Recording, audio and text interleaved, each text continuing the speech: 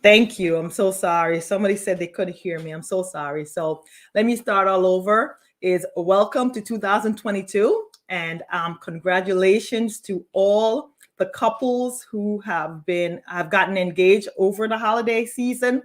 And if you plan a destination wedding, these are some important things that I think you need to think about if you're having a destination wedding. The first thing is that if you're not planning your wedding currently because of COVID, I think you should reconsider. COVID is with us here in 2022, 2 years later, and nobody knows when COVID is going away. So if you're planning to have a wedding, don't not plan because of COVID. Just plan your wedding with COVID in mind if you still want to have a destination wedding, because we can't wait for things to change in order to do what we want to do. So, if you want a destination wedding, I wouldn't let COVID stop you. Just be aware of all the impact COVID will have on your destination wedding and plan accordingly.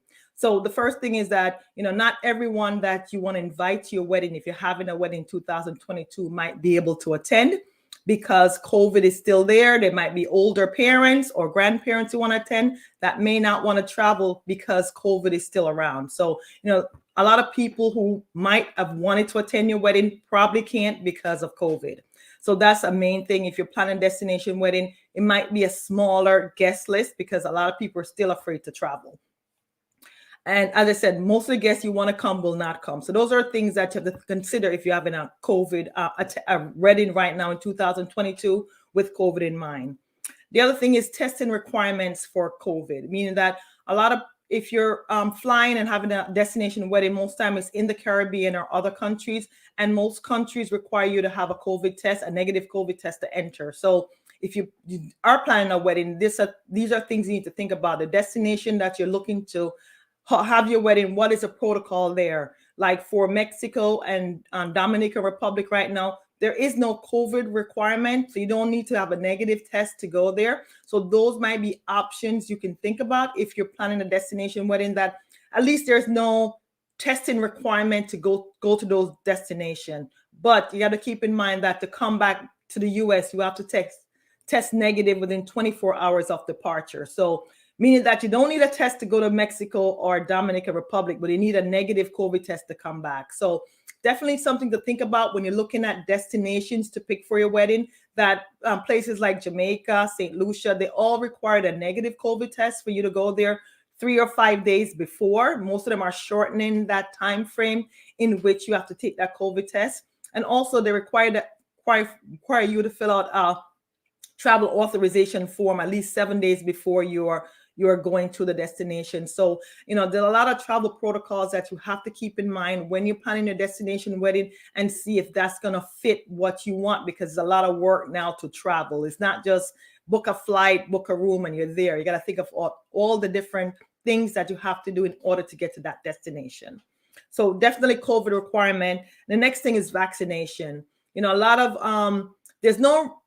of countries are required you to be fully vaccinated and boosted before you get there. Not all, I would say, countries are requiring that now, but that might be something you need to think about. Like if there's people who are unvaccinated, they might not be able to attend your wedding, because a lot of countries or even some of the resorts are requiring that guests be vaccinated in order to stay at their resort, or for you to enter their country, they want you to be vaccinated. So that's definitely something else you got to think about if you're having a wedding, that are my guests vaccinated or not?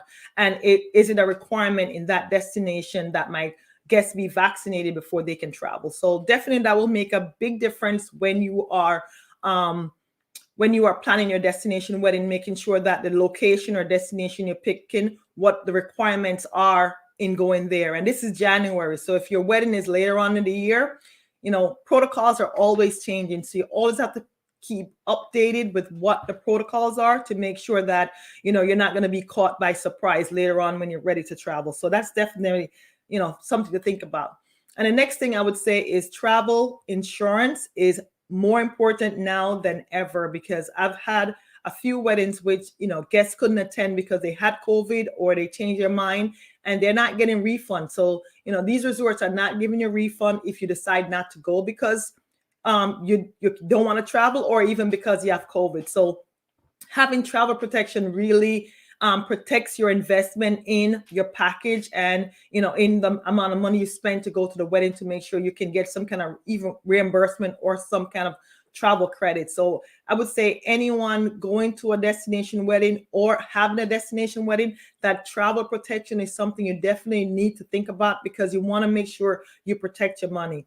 The other thing is, if you are changing your wedding date, a lot of people who, I heard last week a lot of wedding were moved from January or February to later down in the year because of all the COVID cases, and a lot of the guests didn't feel comfortable flying. So that's something to think about, that you want to make sure you have the flexibility to make changes if you are planning a destination wedding. The good thing to ask the resort when you do pick a resort is, what are their cancellation policy, or what happens if you have to change your wedding date. So you want to make sure you find out all this information before you pick a location or a resort, to make sure you understand what can happen. If something should go wrong, you have to make changes, that you can make the changes, and what those changes are. So travel insurance is definitely important. So as I said before, when you're picking a destination for your wedding, the thing I always say is, try to find a destination that there's a lot of direct flights to that destination, because it just makes it easy when your guests are traveling, that they don't have to make stopovers, and they can get to the destination as quick as possible. The next problem also with flights is that a lot of flights were canceled. People's vacation changed because the airline had an outbreak. A lot of their employees didn't come in, so they had to cancel flights. It could be because of weather-related stuff. So you have to think about, even with flights, that things that can derail your wedding. If a lot of your guests booked on certain carriers and they cancel flights and people can't get to the location in time to attend your wedding. So there is so many things that can go wrong, or things that can change to make your wedding planning just difficult. So really, right now, planning a destination wedding in 2022 comes with a lot of challenges, and you really have to sit to make sure that a destination wedding is what you want. I'm not trying to discourage anyone from having a destination wedding. I think a destination wedding is a beautiful thing. I had a destination wedding in Jamaica many years ago, and it was like one of the best decisions I've ever made. But I want to make sure that, because of what's going on, that you really are thinking about all the different